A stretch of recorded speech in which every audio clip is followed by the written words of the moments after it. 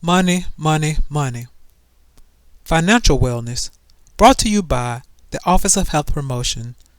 References from Dave Ramsey's website.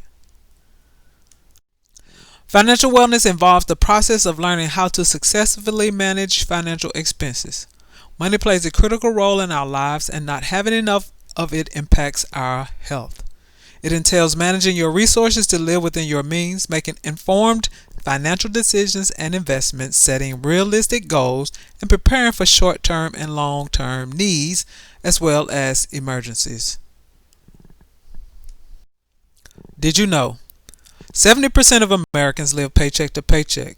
52% of Americans have less than $10,000 saved for retirement, and 64% of Americans can't cover a $1,000 emergency. There are some old adages that sound like good suggestions, except when it comes to money. The first adage, we'll cross that bridge when we get to it. This saying suggests we deal with the here and now instead of worrying about what might happen later. That is not good when it comes to saving and retiring. Being financially well means thinking about the long term and the what ifs and when I retire scenarios. Ignorance is bliss. This is not a way to think about money. You do not want to be blindsided by how much money you have or do not have when a tire blows or a laptop dies, or some other incidental. Real bliss is paying for those unforeseens out of a savings, not on a credit card or borrowing money from a family member or a friend. Bigger is better. Some people buy too much and find themselves swimming in debt or barely treading water.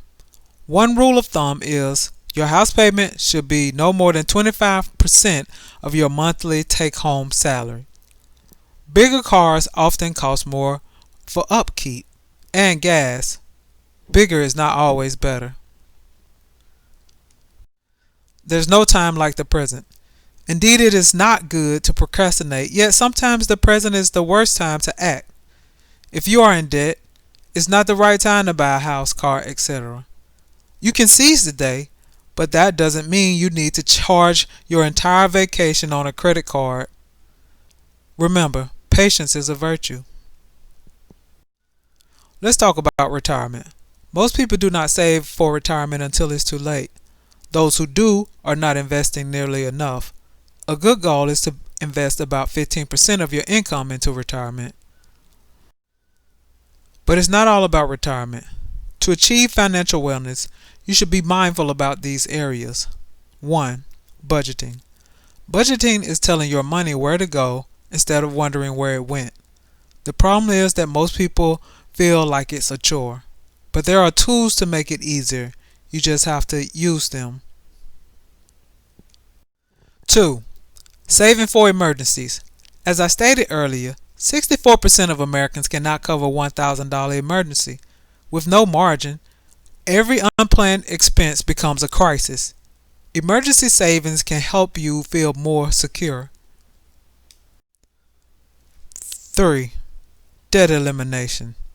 Often, 24% of take-home pay goes to consumer debt.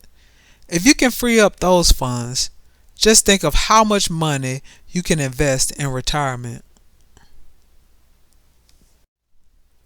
Money plays a critical role in our lives, and not having enough impacts our health. And if you're a student, it can also impact academic performance. Finances are repeatedly found to be a common source of stress, anxiety, and fear. Keeping track of expenses, making a budget, and sticking to it are important skills to possess for financial wellness. As always, when it comes to investing, the sooner you do so, the better. So when you wake up, ask yourself, what can I deposit in my account today?